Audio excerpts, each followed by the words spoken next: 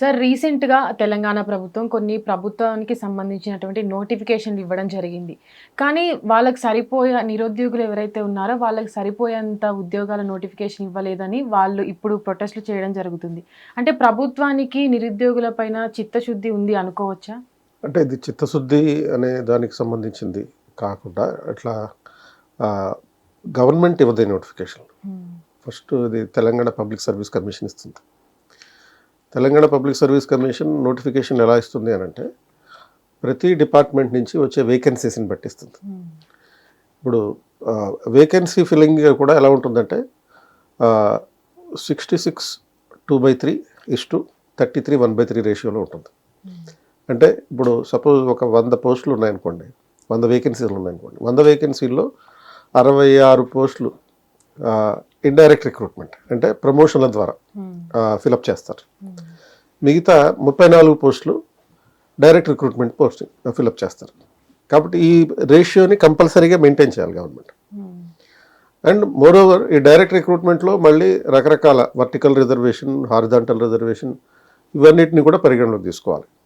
So పరిగణలోకి తీసుకుని ఆ రకంగా పోస్టులు ఇవ్వడం జరుగుతుంది తప్ప లేని పోస్టులని గవర్నమెంట్ క్రియేట్ చేయలేదు. ఫస్ట్ ఇది ఉన్న పోస్టులనే ఈ 2 రకాలుగా డివైడ్ చేసి డైరెక్ట్ రిక్రూట్మెంట్, ఇండైరెక్ట్ రిక్రూట్మెంట్గా డివైడ్ చేసి ఇవ్వడం జరుగుతుంది. కాబట్టి ఇది పోస్టులు ఉన్నంత వరకే ఇవ్వడం జరుగుతుంది తప్ప లేనివి క్రియేట్ చేసేటటువంటి అవకాశం లేదు.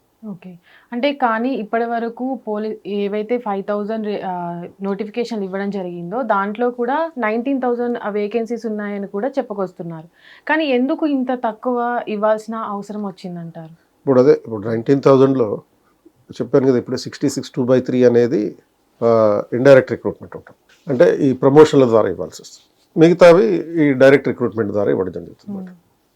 అంతే తప్ప ప్రతి వేకెన్సీని డైరెక్ట్ రిక్రూట్మెంట్ ద్వారా ఫిలప్ చేసే అవకాశం లేదు. ఓకే.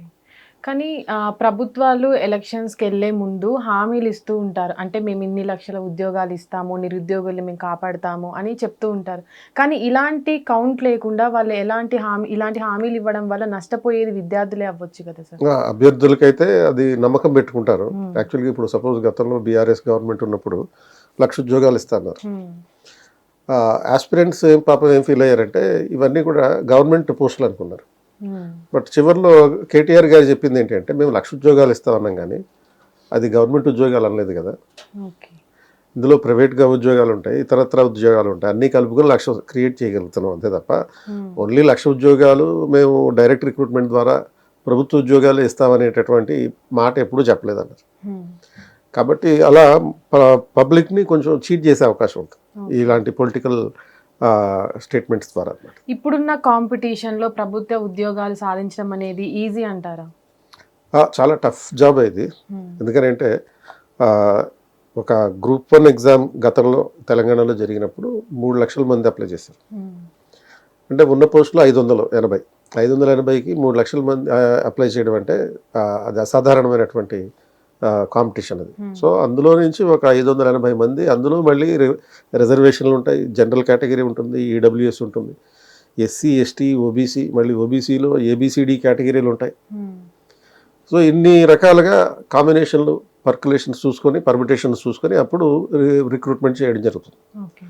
సో కనుక చాలా టఫ్ జాబ్ అయితే కాంపిటీషన్ అనేది చాలా కష్టమైనటువంటిదే. సో ఆస్పిరెంట్స్ ఏంటంటే they should always have a plan B.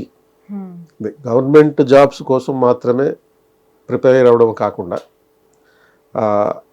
అవి వచ్చినప్పుడు, నోటిఫికేషన్ వచ్చినప్పుడు ప్రిపేర్ అయితే సరిపోతుంది. కాబట్టి లేకపోతే ఏమవుతుందంటే కొన్ని అమూల్యమైనటువంటి 4-5 సంవత్సరాలు, కొన్ని సందర్భాలు 10 సంవత్సరాలు కూడా వేస్ట్ అయిపోవచ్చు. అందుకే ఈ మధ్యకాలంలో పోటీ పరీక్షలకి అపియర్ అయ్యేటటువంటి అభ్యర్థుల సంఖ్య గణనీయంగా తగ్గుతుందన్నమాట. అంటే ప్రస్తుతానికి ఇప్పుడున్న కాంపిటీషన్లో ప్రభుత్వ ఉద్యోగాలకి పోటీ పడే వారికి మీ తరపు నుంచి ఏం చెప్తారు? ఇదే మీరు పోటీ పరీక్షలకి ప్రిపేర్ అవుతుంటే, సపోజ్ యూపీఎస్సీకి ప్రిపేర్ అవుతున్నారు అనుకోండి, ఒక 1000 పోస్టులు ఉంటాయి. ఆ 1000 పోస్టులకి సపోజ్ 2025-26లో 8 లక్షల మంది అప్లై చేశారు. 8 లక్షల నుంచి సెలెక్ట్ అయ్యేది ఎంత? ఓన్లీ 1000 మంది మాత్రమే. కాబట్టి మిగతా 7,99,000 మరి ఎక్కడికి వెళ్ళాలి? సో వాళ్ళ ప్రిపరేషన్ ఒక ఆల్మోస్ట్ ఒక 2 years 3 years ఇట్లా 4 years నుంచి ప్రిపేర్ అవుతూ ఉంటారు.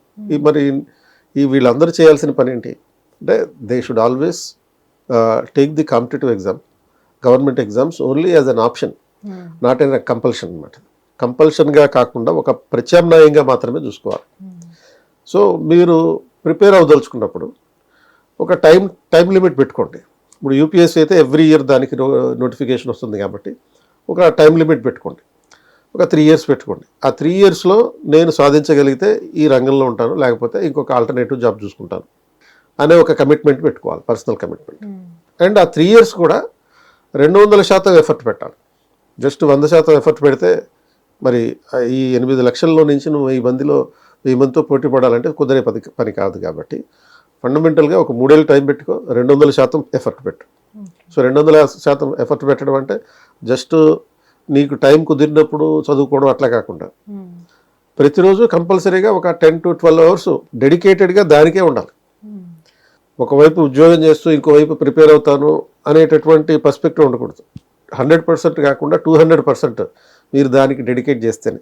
అంటే కొంతమంది ఆస్పిరెంట్స్ ఎలా ఉంటారంటే ఇప్పుడు లాస్ట్ ఇయర్ రిజల్ట్స్ చూస్తే ఒక 6% ఆస్పిరెంట్స్ ఫస్ట్ అటెంప్ట్లో సివిల్ సర్వీస్ క్రాక్ చేశారు, తొలి ప్రయత్నంలోనే. జనరల్గా 3rd 4th అటెంప్ట్స్ అవుతూ ఉంటాయి. బట్ 6% అభ్యర్థులు ఫస్ట్ అటెంప్ట్లోనే క్రాక్ చేశారంటే మీనింగ్ ఏంటి? 1000 మందిలో 6% అంటే ఒక 60 మంది. దేశంలో ఒక 60 మంది అలా కూడా ఉన్నారు. అంటే వీళ్ళ యాటిట్యూడ్ తర్వాత వీళ్ళ యాప్టిట్యూడ్ ఏ విధంగా ఉంటుంది అంటే వీళ్ళు టోటల్గా 200% డెడికేషన్ తోటి ప్రిపేర్ అవుతారు. వీళ్ళకి నిద్ర గుర్తుండదు, తిండి గుర్తుండదు, ఏమి గుర్తుండదు, ఓన్లీ ఆ లక్ష్యం మాత్రమే కనపడుతూ ఉంటుంది. అలా ప్రిపేర్ అయితేనే మీకు ఈ సివిల్ సర్వీస్ కానీ ఏ పోటీ పరీక్షలు అయినా కానీ వచ్చేటటువంటి అవకాశం ఉంది. ఆ 3 years టార్గెట్ పెట్టుకుని 3 yearsలో మీరు 200% ఎఫర్ట్ పెట్టి 3 yearsలో వస్తే నో ప్రాబ్లం.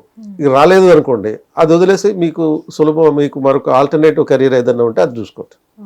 మన ప్రిపరేషన్ ఆ విధంగా పెట్టుకుంటే మంచిది అనమాట. హిట్ టీవీ యాప్, ఇందులో short news, live news, entertainment shows, movies, digital magazines తో పాటు మీ జిల్లా వార్తలను కూడా ఫ్రీగా చూడొచ్చు.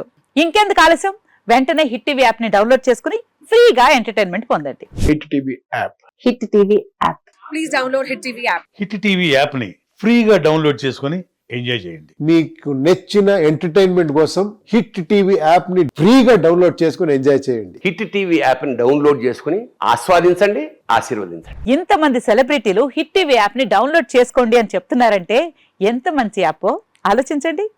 అమెరికా అమెరికా అమెరికా అమెరికాలో చదవాలనుకునే వాళ్ళకి విశ్వసనీయమైన పేరు మన శౌర్య కన్సల్టెన్సీ. UK లో 1 year masters, UK లో 1 year masters, 2 years work permit up to 5 years visa. Contact Saurya Consultancy. Contact 89851 89851.